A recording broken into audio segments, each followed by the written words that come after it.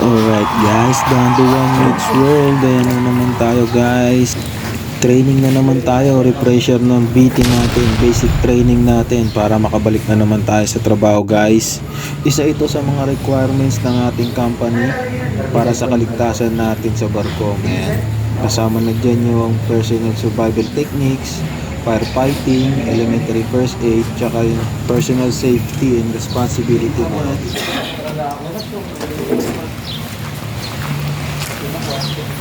Kala magsuswimming oh. Yung pala magti-training lang boy. Training tayo man. Yan tayo sasakay mamaya. Ito tayo ng barko pre. Kain tayo? Bibili tayo? Kumain na ako dun eh. Pre, kain muna tayo dito. Simpleng breakfast lang na kayanan guys. Budget meal lang tayo. Gawa ng binayaran din natin tong training na to. At marami pa tayong training na babayaran. Kasama talaga yun. Yun na yun guys. Wala naman talagang problema sa mga training eh. Ang problema, yung bawat training na gagawin mo, babayaran mo pa. Pero wala tayong magagawa. Yun ang kailangan natin para makabalik tayo sa trabaho guys. Dinasir na Crispin at Sikate Loni. Ito yung mga training na kailangan namin gawin para din sa kaligtasan namin. Kung sakaling sa panahon ng sakuna, mga gamit namin itong training na to para makaligtas at mabuhay. Yun pala yun, man.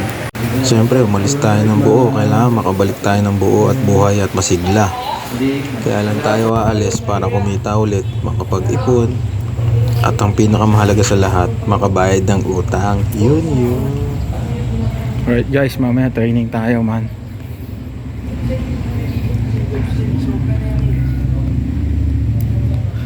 Gagamit mo tayo ulit. Gagamitin nga daw nila eh.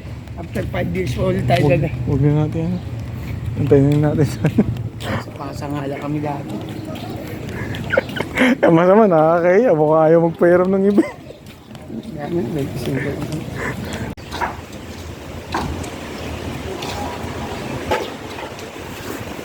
Ano pandemic po sir? Tatlo yung ano po sir, apat, dalawa yung mga nakalabas yun na pag walang meron. Ay, sabi ko na, kung ginusto niya, pag ginusto niya sir, yun ako magawa doon. Ano, gusto mo? Problemahin mo ba yun? Okay na ba? Okay na yan? Unit ka o. Yan. Pag may na itong number.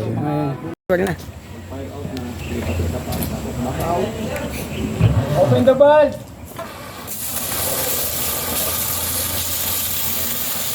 Fire out! Close the valve!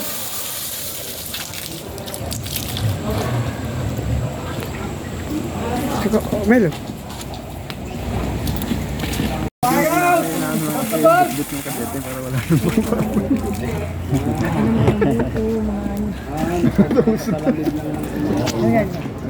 Sa pagtusta, nag-apoy na yung kawali.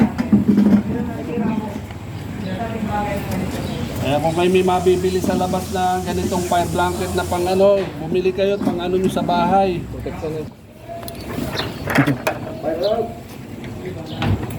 No?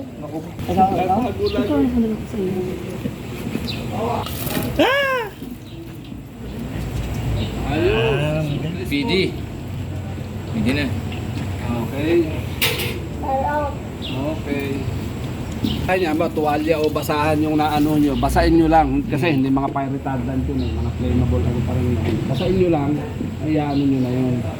Pagka kung sakaling magkaroon ng ano sa kusina, huwag bubuhusan ng tubig. Kumil. Mamaya na.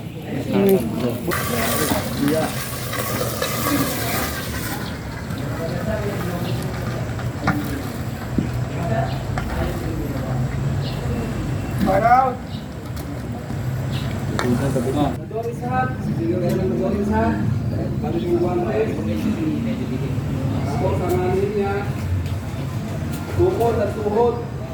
At sangitan. At siya ang aming pressure. Yan, di ba guys? Sasagyan dito ha. Pangalawa hindi. Tanong.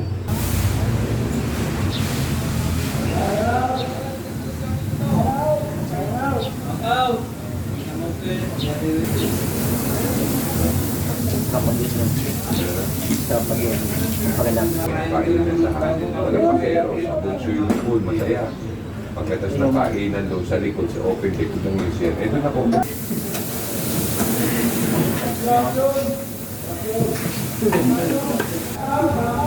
Ayun pa. Hindi ko ba?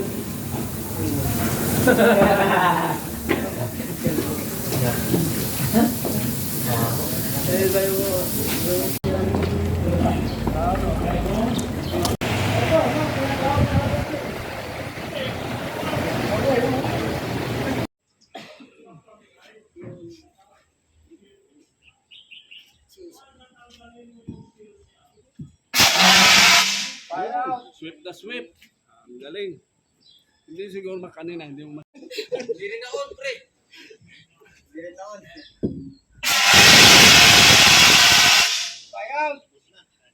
Wala, nasa ganda yung season na yun.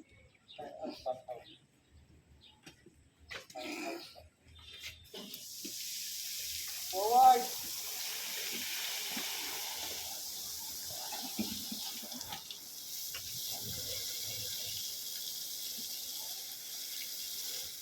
Fire out! Back out!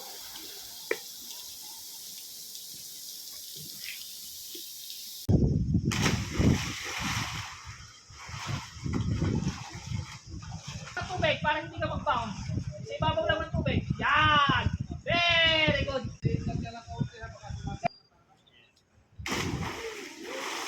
Very good.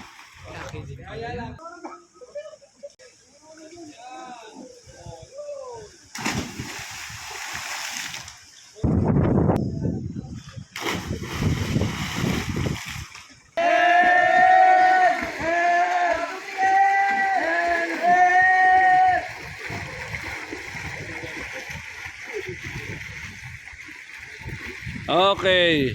So pag tayo nasa tubig, pwede tayo makarelax ng nakaganyan. Lalo pag malamig ang tubig, kaya natin iniipit ang ano natin para yung body temperature hindi tamalo agad ang katawan natin. Okay.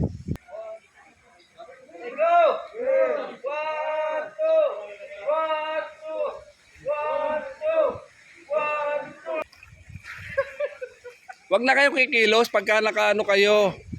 May self buoyancy katawan natin, oh. Ayun nga, siya nga nagagawa. Pangalawa na to, nagawa niya nga uli, O yun, kayo lahat naman nagagawa na, Lahat